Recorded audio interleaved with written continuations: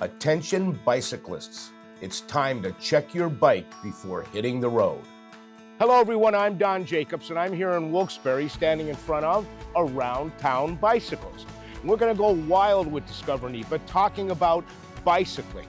The weather is gonna change. You're gonna want your bicycle tuned up, looked at. Professional in here, the owner, Rich Adams. If somebody says Around Town Bicycles, explain it to me. What is it?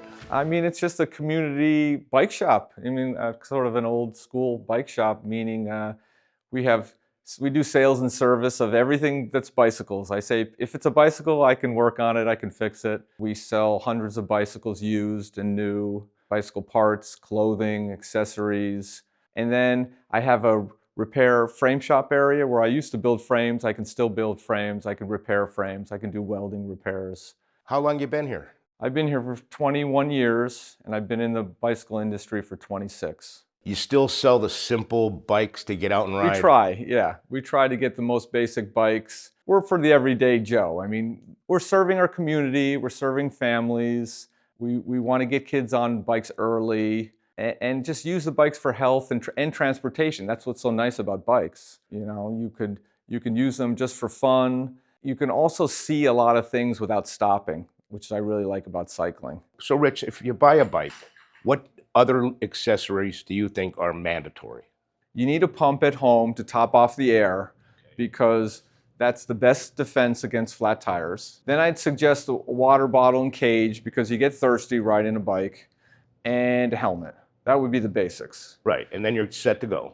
Yeah, there's no But reason. then there's riding gloves, there's all kinds of stuff, right? There's all kind of stuff. You can go real deep into it, but really to make you more comfortable riding, you know, sunglasses are good because dust and bugs get in your eyes. Padded gloves are good because sometimes your hands get numb or just hurt. Maybe a windbreaker, depending on the weather. Then you're going to need arm warmers, leg warmers. Then beyond that, we actually clip in, our shoes clip in, so that we're not just pushing, we're pulling up and pushing and making nice circles. Right. Beyond that, some tools, a flat tire kit, stuff like that. Then maybe you want a rack on your bike to put a bag and, like I say, carry your tomato sandwich on in the summertime.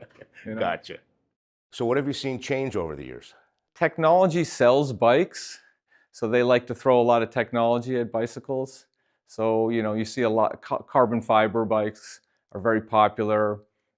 If people remember what a 10-speed bike is, 10-speed bike means there's 2 gears in the front and there's 5 gears in the back. Now, when we talk about 10-speed, there's 10-speed in the back. And now there's 11 and 12 and 13 gears in the back of a bicycle. They have hydraulic disc brakes. They have electronic wireless shifting. It used to be a $10,000 bicycle was about the most expensive bicycle you could create. And now you can easily spend $20,000 on one bicycle. Do you take advantage of the trail systems? They're working on them constantly, and yes. It seems like there's a lot of rails trails and other trails. Yes, but we have a lot of old railroad beds. So yes, we want to use those trails, and yes, people use those trails. We do regular rides to expose people that, hey, we have these trails here.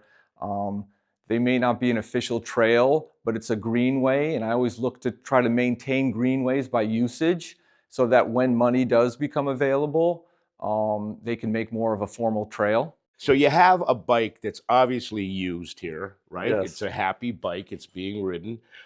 What would you do to make sure that you're up and going, ready to take it out for a ride? Well, I mean, if someone brings in a bike, I will assess it and see what it needs, okay, and then recommend it. So I mean, it's pretty basic. This has a flat tire.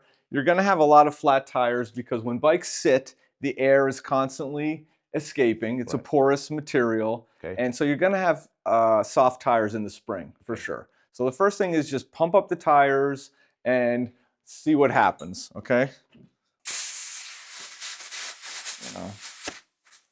Oh, I think we got a serious flat there because the air is leaking. So we know we got to change that. All right. If it's a slow leak, you could get a ride out of it or something and pump it up later. But that's a pain in the butt. Right.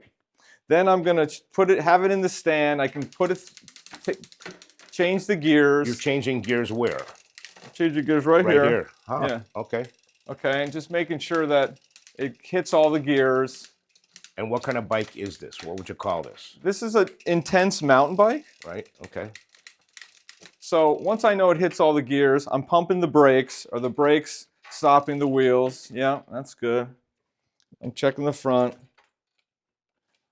I do things like I'm feeling if there's any bearing play, you know, and do the bearings need to be worn.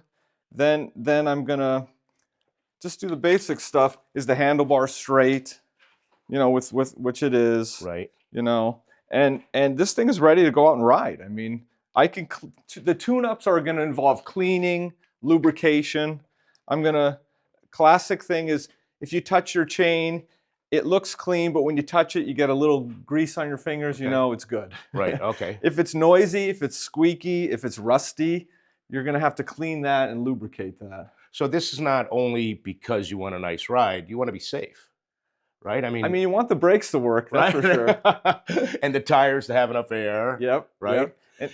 Now, have you stepped into the e-bike talk? We do, and e-bikes are similar in response, that you want to keep them clean, keep them lubricated.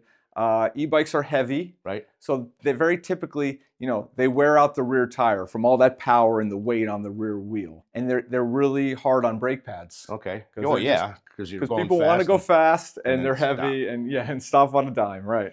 You organize some rides every Saturday morning. Saturday morning, yeah. You can call us for more information or check our website for the Saturday morning ride. Yeah. Yeah. Thanks for sharing. Sure. Wow, does he know everything about bicycles, what you need, how to fix them? Rich, thank you for the tour. Thank you for the education. Now, for this episode of Go Wild with Discover NEPA and all the other episodes, you can go to discovernepa.com or subscribe on YouTube.